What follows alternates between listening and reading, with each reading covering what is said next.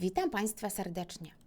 Jeżeli do projektu chcemy wstawić obiekt 3D zblokowany wcześniej za pomocą komendy blok albo wblok, możemy to zrobić za pomocą polecenia insert albo dd-insert.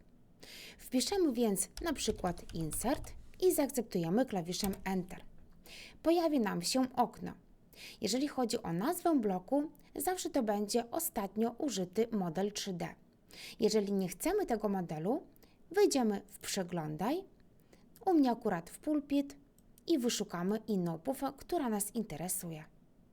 W moim przypadku będzie to pufa 650 mm, zaznaczam ją i otwieram. Jeżeli chodzi o wstawienie je do projektu, możemy punkt wstawienia, skalę oraz obrót określić na ekranie. Jeżeli chcemy zmienić już teraz ręcznie, na przykład skalę, możemy odznaczyć i wpisać ręcznie.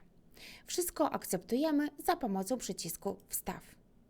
Następnie wstawiamy do naszego programu, potwierdzając lewym przyciskiem myszy, a następnie określając współczynnik skali. Jeżeli skalę chcemy zachować, potwierdzamy Enter, kąt obrotu również Enter i blok mamy wstawiony. Jeżeli chodzi o ukryte krawędzie, możemy wyłączyć ich widok. W tym celu wchodzimy w Widok, opcję wyświetlania i odznaczamy Pokazuj ukryte krawędzie. Wstawić taki blok możemy również za pomocą pliku, Importuj i wybrać Import bloku.